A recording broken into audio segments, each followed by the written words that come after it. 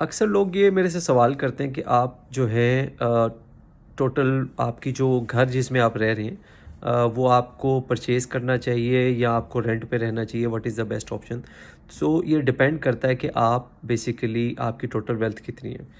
क्योंकि मैं जो है वो जिस घर में आप रह रहे हैं उसको मैं टोटल वेल्थ में कंसिडर नहीं करता। उसकी मैं आपको लॉजिकल रीज़न बताता हूँ। अगर तो आप जिस घर में रह रहे हैं वो आपकी टोटल वेल्थ का 10, 15, 20% है, तो आप ऐसे घर आप फिर आपको घर परचेज़ करना चाहिए, ठीक है।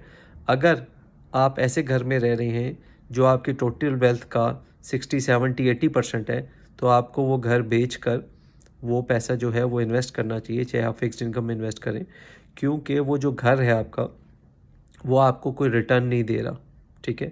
अ, क्योंकि वो आपको अब होता ही है कि हम ये समझते हैं कि फॉर एग्जांपल किसी बंदे के पास 10 करोड़ है या 15 करोड़ है और उसके पास जो है वो 60, 70% of that wealth is in the house they are staying. तो उससे नुकसान क्या होता है कि बहुत ज़्यादा पोर्शन ऑफ मनी जो है वो स्टक हुआ होता है एक ऐसी जगह पे जो कि लिक्विड भी है और उससे कोई रिटर्न भी नहीं आ रहा, ठीक है। उसके अगेंस्ट आपको क्या करना चाहिए कि आपको अपनी वेल्थ को इस तरह से डिस्ट्रीब्यूट करना है कि आप जितनी भी आपकी वेल्थ है उसका 20%, 25% मैक्सिमम आप जो है वो रेजिडेंट हाउस में लगाएं।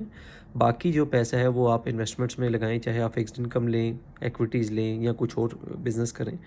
आपने बड़े बड़े बिजनेसमैन सुना होगा कि वो लोग घर नहीं खरीदते, ठीक है। उसकी रीज़न क्या है कि उनको पता है कि हमने इन्वेस्टमेंट से कैसे रिटर्न कमाना है। जबकि हम लोग जो होते हैं, मिडिल क्लास लोग जो होते हैं, उनकी प्रेफरेंस होती है कि किसी भी तरह वो घर ख़रीद लें, ठीक है। तो इस चीज़ को आपने अंडरस्टैंड करना है कि जो घर है वो एसेट नहीं है आपका जिसमें आप रह रहे हैं, ठीक है। वो बेसिकली आपका रेंट बचा रहा है, ठीक है, सिर्फ़ और सिर्फ रेंट बचा रहा है। अदरवाइज़ अगर उसमें बहुत ज़्यादा पैसे पार्क हुए हुए हैं, बहुत ज़्यादा पैसे आप लोगों ने उसमें इन्वेस्ट किए हुए हैं, तो उससे कोई रिटर्न आपको खातिर खा कोई फ़ायदा नहीं होगा। तो इस चीज़ को अंडरस्टैंड करना बहुत ज़्यादा ज़रूरी है इन्वेस्टमेंट के पॉइंट ऑफ व्यू से। इसके अलावा ये जब आप रेगुलेटरी पॉइंट ऑफ व्यू से भी सोचते हैं, तो जो रेगुलेटर्स हैं वो जब कहते हैं कि आपने क्लाइंट के एसेट्स को या उसकी नेट वर्थ को जब आपने कैलकुलेट करना है, तो वो उसमें से जिस घर में वो रह रहे होते हैं वो अमाउंट निकलवा देते हैं, ठीक है। फॉर एग्जांपल एक बंदा है जिसका 10 करोड़ जिसकी नेट वर्थ है, तो वो कहते हैं जिस घर में वो रह रहा है वो अमाउंट आप निकाल दें। तो फॉर एग्जांपल एक बंदा है की नेट वर्थ है 10 करोड़, उसमें से फॉर एग्जांपल वो 6 करोड़ के घर में रह रहा है, तो वो 6 करोड़ निकाल देंगे, तो वो जो नेट वर्थ आएगी वो 4 करोड़ आएगी, ठीक है।